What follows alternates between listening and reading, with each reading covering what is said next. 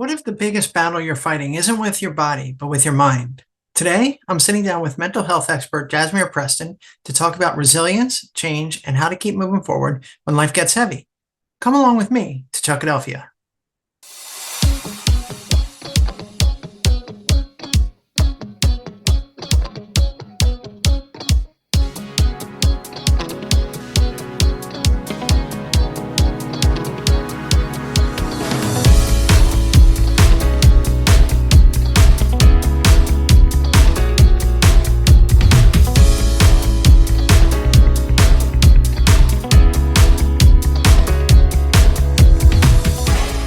Hey, friends, before we dive in, if you get anything out of this conversation, maybe a laugh, a thought, or even just a little spark of motivation, hit that subscribe button so you don't miss what's coming next.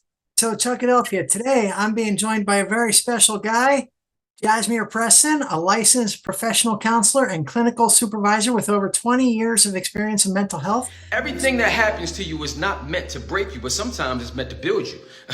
This week, I want you to ask this question. What makes me think that I'm so special that I don't deserve a challenge, hurt, pain, or any type of hardship to happen to me? He specializes in an integrative approach, blending CBT, person-centered therapy, and trauma-focused care to help people overcome challenges and live healthier lives. But here's the fun connection, right? Jhaz actually worked with both my brother and me back in 2007 at Bancroft NeuroHealth. So this is a full circle moment for me. And I'm really excited to catch up and learn from him today. And Jhaz, you look great, man. You sound great. You look healthy. I'm very proud of you, and welcome to Chuckadelphia. So tell me, did I miss anything in that intro? You didn't miss anything, but what I want to do is I want to break the ice just a little bit, right? I want to know, how did you come up with Chuckadelphia? Because Chuck, we're like family, man. I mean, I remember us back in the day. We had so much fun, and at Bancroft, we were like a family unit, So I look at you like a brother, man. I just want to know, how did you come up with this Chuckadelphia? I'm interested. I'm excited. Well, you know what? It's when I was in Ecuador, I didn't want my students to have just a classroom experience. I didn't want them to say I was going to Chuck's class. I wanted them to have an experience. It was always about creating an experience. And I thought, like, growing up in the South Jersey area, you grew up in South Jersey too, right? Correct. Yeah. So we're heavily influenced by Philadelphia. And so while Philadelphia may not be perfect, it has a lot of attitude, right? What do we expect? We don't like the flamboyant athletes. We like the hardworking guys. They got blood on their jerseys, the people that like the Rocky Balboa types, That's right. And so I wanted my students to understand that it was never about perfection. It was always about how hard you were willing to work and just have fun while doing it. And I wanted something to encapsulate my personality. It was either Chuckadelphia or Chuckalicious. And I figured Chuckadelphia would look better on the syllabus. You know what I mean? So I would have went with Chuckalicious too. I would have voted for that too. Yeah. That might be the sequel. So, but what's so special, Chuck? What you just described is the premise of my approach when I work with a lot of my clients, man. It's funny that you said an experience. So what I do is I tell a lot of my clients, my patients, that, this is an experience. This is an experience to change your life. Don't look at it as just, therapy. Because immediately when you tell people, hey, you should try therapy, right? People say, so you trying to say I'm crazy? That's the first response that you're going to get. And what I try to ease their mind, I try to let them know and guide them into knowing that this is just an experience. We're going to travel. We may go back a little bit and we may stay in the present, but we're going to try to figure things out, because it's important that we figure things out to come up with a solution to whatever it is that you may be going through.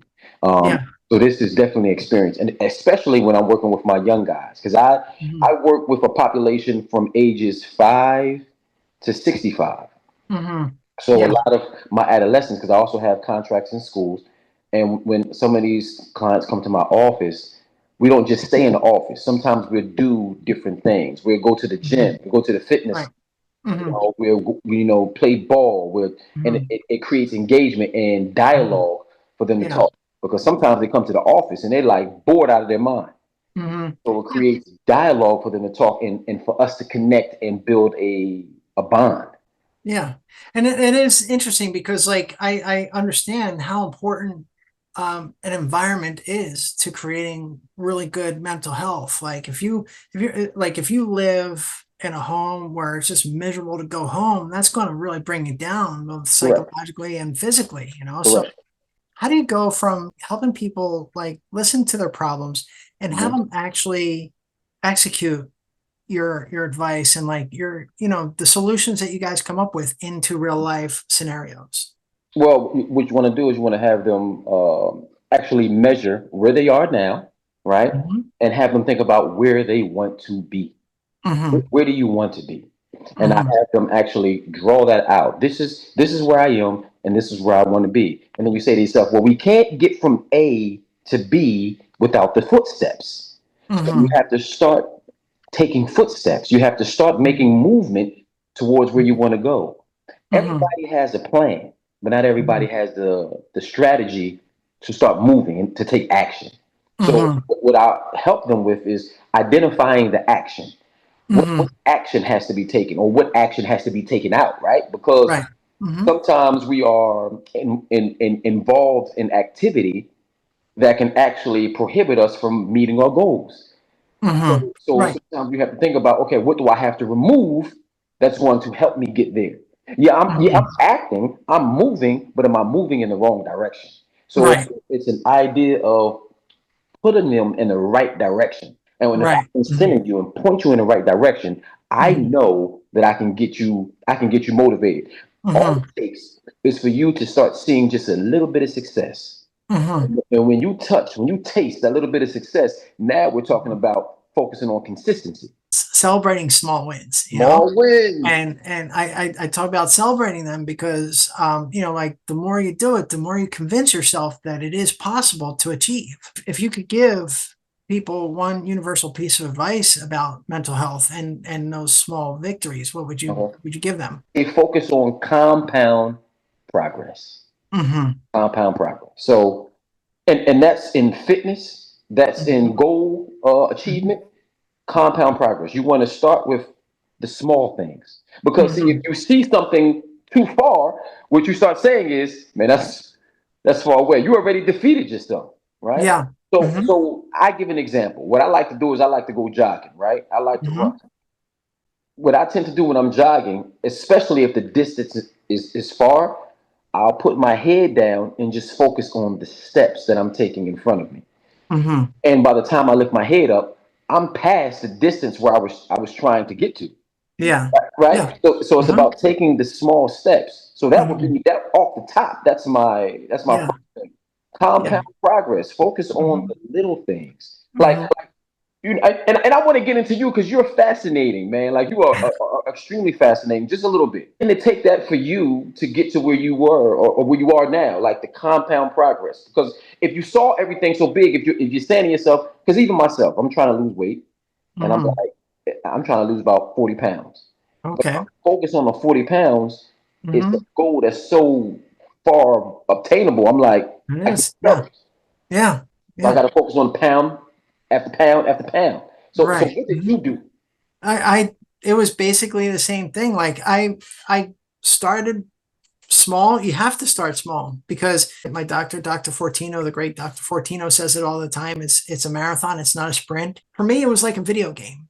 You beat the lower levels. You keep beating the lower levels. You defeat them. You go to the next level. So for me, at first, it was swimming 5 laps. I was too big. It was crushing my knees, my hips. So I had to find a way to get active and start small. And then like I swam 5 laps. That was a level that I defeated. Now I'm going on to the next level.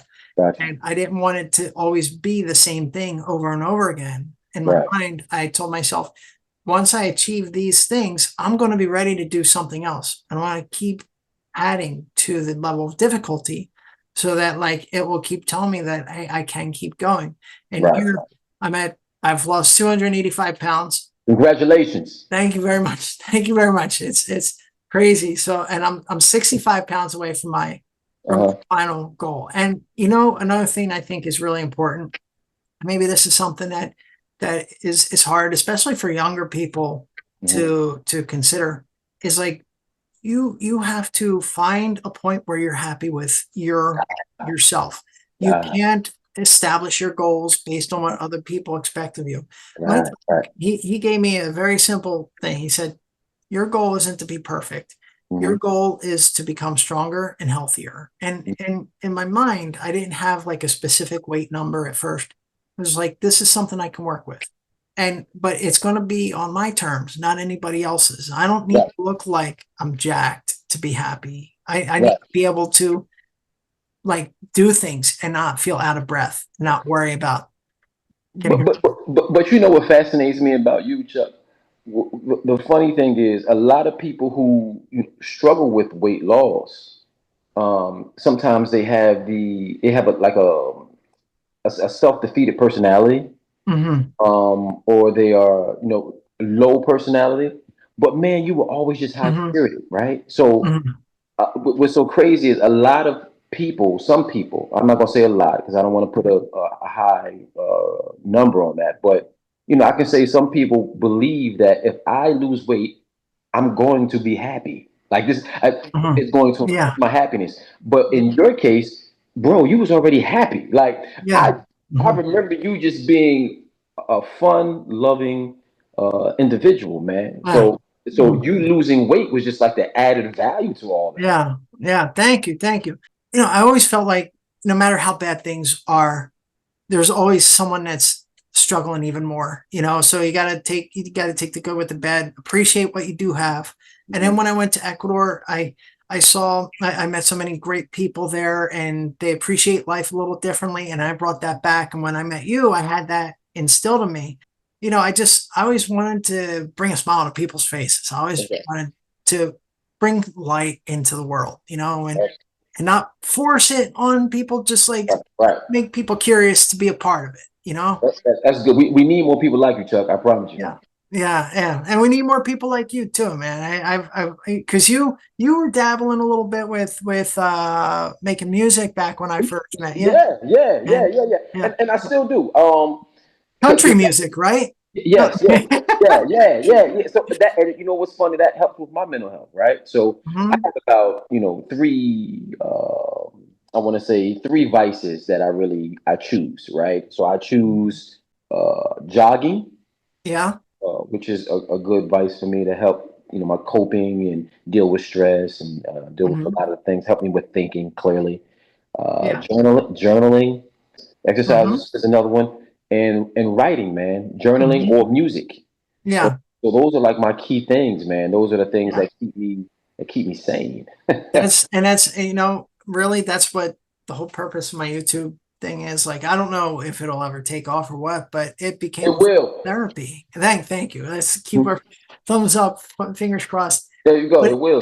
Because that's it. Like, it was like I didn't realize it, and sometimes people used to bust my chops about it, but like it became a really good form of therapy to help me like figure things out, and it still does, and hopefully it helps other people. And I've heard other people tell me that it, like, they haven't discovered this as much as they've discovered the other stuff.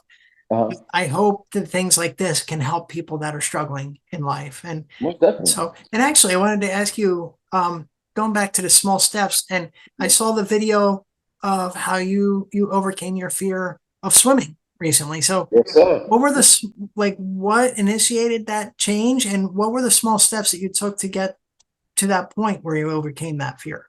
I'm gonna say you have to put to surface the things that you're struggling with, or what you feel like is a hinder, right? So for me, I would always go to the pool, go to the beach. Everybody's having fun. Of course, you get in the water, you put your feet in. But I'm seeing people jump off the diving board. They're having a good time. They're in 8 feet of water. They're swimming. I'm like, I want to have a good time. I remember going to Aruba, and it's off the beach. It's like a little sacred area where you can go, and everybody's in the water. And it's like it's like a private pool, but it's not a pool. It's like I don't know what to call it, but it's like it's near the ocean. But everybody goes there. they're jumping in, they're having a good time, but it's deep. Like if you go in the middle, it's like 15, 20 feet down. Mhm. So I'm on the rocks, Chuck. I'm on the rocks and I'm slipping, trying not to fall in the middle. Everybody's having a good time swimming, and I'm trying to hold on to the rocks, and the rocks are slippery. Yeah, yeah. So I couldn't have a good time. So I'm like, man, I really need to learn how to swim. That's a fear I have. Hmm. Like, I'm afraid of that water. Or anything. I'm not. I feel like I haven't conquered. I want to try to do it. Hmm. So I believe the first step is realizing that there's a challenge, right? So the first step Right. is realizing that there is a challenge here that I need to address. And Hmm. then once you address it, I think from there it's the commitment. Hmm. So you have to start with a commitment to say to yourself, okay, this is what I want to do. Yeah. And you start small just by taking the steps. My first step was, okay, let me look for Hmm. swim lessons. Let me look for a swim instructor. Okay, that's the Yeah. first. That's the first step because I need somebody who I can trust who can watch me in the water, right? Yeah. So I can feel comfortable and confident. So let me do that, and then you start there. Then you find somebody. Okay, then you pay for the classes, and then you go to the classes, and then you just put your feet in the water, and then you go. Hmm. And then from there, like I said earlier, it's about the consistency. Now it's about, Yeah. okay, continuing to keep doing what you were Hmm. doing, right? Right. And what Hmm. it does is it just starts to change the mind. Right. So Yeah. whatever you were thinking before, now it's like, okay, I can accomplish it. It's just a little progress, man. It's just a Yeah. little thing. Hmm. Absolutely. Absolutely. I know there are people that are struggling, man, to pay bills. They got to work 2 or 3 jobs. They have kids. And it's really hard to stick with these types of goals, these types of things. So Hmm. what's your advice for handling those moments without giving up and like, kind of like encouraging people to get back on track no matter what? Scheduling. I believe in scheduling. You have to schedule. You have to stay organized, right? Mhm. Try to organize your life as best as possible. Try to schedule as best as possible. If you don't have the money, look for counselors or therapists who would do a sliding scale. So Mhm. you have therapists who will do a sliding scale and help you as far as financially to work with you. Mhm. If you are in the city or what have you, they have different MCOs that you can link to that can possibly get you free sessions, maybe 3 or 4 sessions for free. So Mhm. there are different things that you can do to stay connected. Also, look at your surroundings. Look at your group of people. Mhm. What Yeah. type of individuals do you have around you that can support you? Hold you Mhm. accountable and not be judgmental. And if Mhm. you're around people who are judging you, I think it's time to create an exit strategy Mm. because they Yeah. tend to make you feel worthless. Yeah. Yeah. So I Yeah. think it's time. Absolutely. Yeah, Mhm. because to do what you accomplish, right? It's important to have a good network of people around you. Yeah. Yeah. I would say. Mhm. Yeah. Yeah. And sometimes, I think there are those moments, and maybe you experience this as a jogger. I experienced this as a swimmer, at least in the beginning. I had to sift through a lot of the junk in my head. I Yeah, was hoarding a lot of stuff that I should yeah. have let go of a long time ago. And some of them Hmm. might have been like negative Nellies or some bad experiences I just Hmm. kept carrying with me. And I think that's one of the best things about exercise, at least those types of exercise, because lifting is different. But when you Right, run or when you swim, you have many opportunities to really think about things and right. really let go of things. And is that something that you feel too with running? Most Yeah. definitely, most definitely. Listen, I will say this: the mind is a beautiful and powerful construct. So Mm. what you tell yourself, you will believe. You will act out based Yeah. upon what you tell yourself. If Yeah. you tell yourself you can't do it, if you tell yourself, man, this is impossible. That's why I urge you to change what you said when you said, "Hey, this becomes big." No, it is going to become big. We have to Yeah. believe in what we're Yes. doing. Because if we Yes. don't, if we Mhm. don't believe in what we're doing, then somebody else is not going to believe in what we're doing, and that's the energy that we're passing off. So, Absolutely. so you're Hmm. passing off the doubt, the self doubt, Hmm. which turns into doubt from other people, which turns Hmm. into it's not going to happen. Yeah. So we have to, in our mind, we have to say to ourselves, okay, this is going to happen. This is going to Mhm. happen, and It watch is. the energy start to happen. Watch the universe start to work for you, and next thing you know, things are formulating. Yeah, absolutely. Manifest it into reality, right? Yes, sir. Yes, sir. So it's How what do you tell I? yourself. Yeah. Manifest what you are. One of my things is I say now, and I got this quote. I hate to quote it and don't remember the person who created it, but I always say, "Good is the enemy of great." Mm-hmm. Good is the enemy of great. So Mm-hmm. it's important that you don't settle. Yeah. It's important that you focus on your greatness because Right. everybody has greatness within inside of them. Yes. But Yeah. you have to concentrate on it. You have to Yeah. focus on it. If you Yeah. don't realize or acknowledge the fact that you are great, you were born Mm-hmm. with greatness inside of you, you will Yes. settle for good. Absolutely. And guess what? In today's climate, good is not good enough. Absolutely. You're right. You're right. Yeah. You know what I'm saying? If Yeah. you said to yourself right now, I mean, let's look at fitness. If you said to yourself right now, I'm good, Mm-hmm. is that good enough? No, I want No. more. Well, Yeah. Yeah. exactly. Yeah. Exactly. Yeah. Exactly. So, Mm-hmm. so it's the mind, but again, as a therapist, I practice CBT, Yeah. changing one's thoughts and, Mm-hmm. and what you think is how you feel. So, Mm-hmm. if you can change your thoughts, you can focus on your beliefs, your feelings, So Okay. yes, sir. All Yes, right. sir. Cool. Cool. Very cool. And for people who may not be ready to see a counselor yet, like what are some simple daily practices they can use to care for their mental health in addition to what you've already said? Journaling. Journaling. Okay. Journaling, Yeah. practicing mindfulness, Mm-hmm. you know, centering yourself, Mm-hmm. meditation, um, exercising. Exercising is the key thing. I Yeah. enjoy, again, I say exercising because you're able to release tension. Mm-hmm.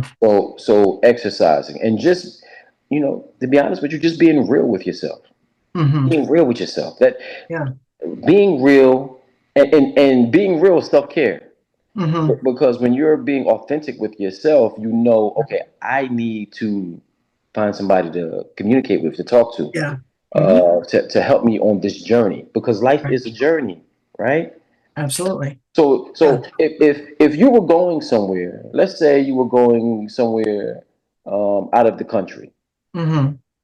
would you feel safer going by yourself, not knowing where you're going, or would you feel safer going with a tour guide who can say, "Hey, I can guide you and I can give you some support and help along the way."